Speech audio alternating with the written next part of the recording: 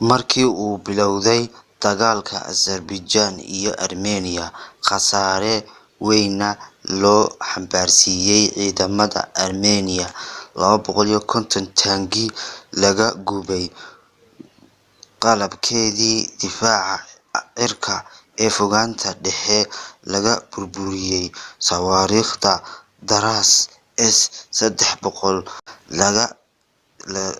la burburiyay, dagaalkana soo galeen diyaaradaha Turkiga F-16.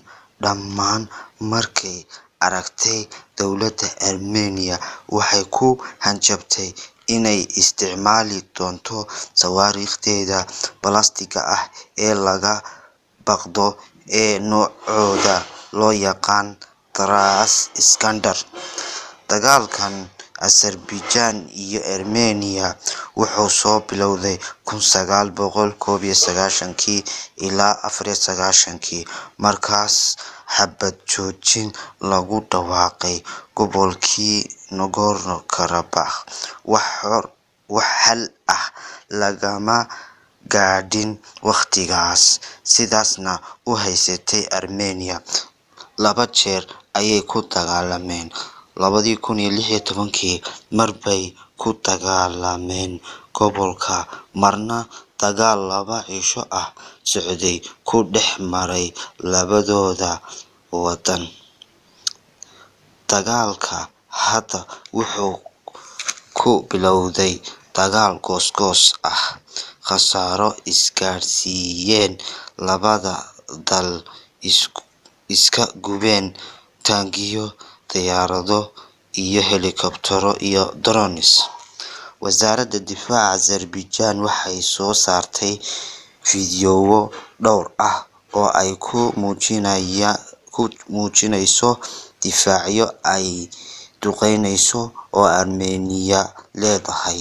Dadka ka faallooda dagaalada waxay ka hadlayaan gantaalada balaastigga ee fogaanta fog wax ku dila ee labada dal haystaan. Waxay gantaalo horumarsan haystaan.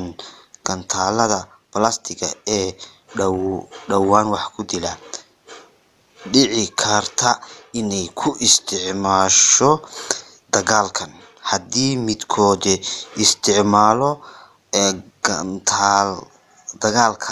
gantaaladeeda, dowladda Armenia waxay haysataa sawaariikhda balaastigga horumarsan ee Ruushka lagu sameeyay ee nooceedu yahay Iskander E,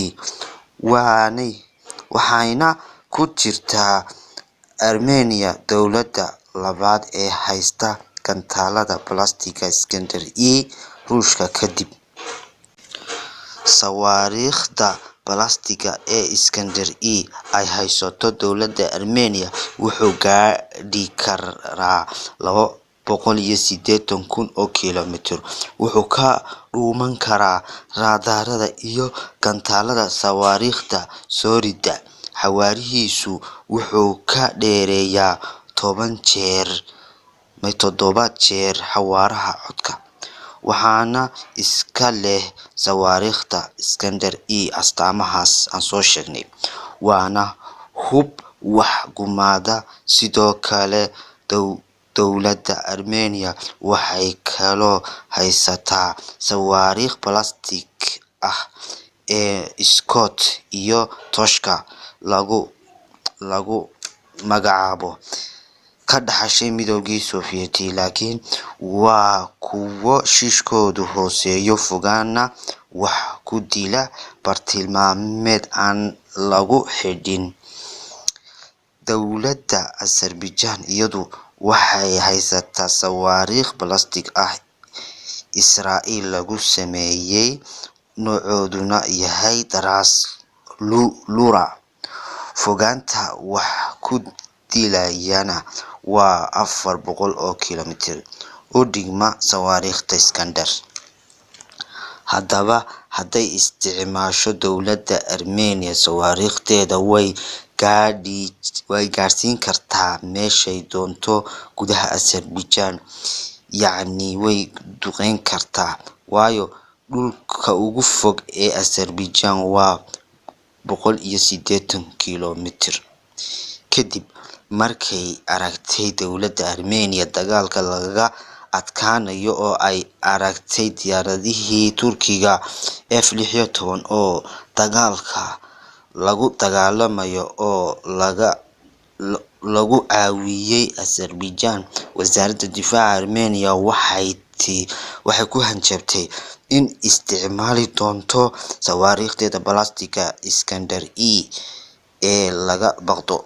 Hadday isticmaasho, waxaa looga baqay inay duqeyso dhuumaha shidaalka ee mara Azerbaijan ilaa Yurub, taas oo shidaal tirtiri karta wadamada Yurub qaarkood. Waxaa laga baqayaa inay isticmaasho sawaariikhda balaastigga ah ee Iskander-E dowladda Armenia, maadaama madaxweynaha Azerbaijan uu ku dhawaaqay inuu dagaalka sii wadi doono ilaa laga xoreynayo gobolka Nagorno-Karabakh. Azerbaijan waxaa caawiya Turkiga, Armenia waxaa caawiya Ruushka. Waxaa laga yaabaa inuu waqti badan qaato, laakiin Azerbaijan si toos ah ayaa Turkigu u caawiyay, taasina waxay ka xanaajisay Armenia dhibaatona ku ah dhuumaha shidaalka ee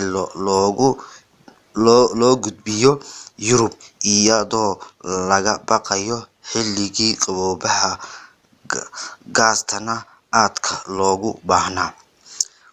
Dowladda Azerbaijan khasaare uga fadhida haddii lagu burburiyo dhuumaheeda shidaalka. Waxay ku bixisay Azerbaijan dhuumaha shidaalka $28 milyan. Dhuumaha shidaalku waxay maraan Azerbaijan, Georgia, Turkiga, Greece ilaa Talyaaniga. Waanu eegaynaa in la isticmaalo sawaariikhda iyo in kale. La soco qaybaha kale.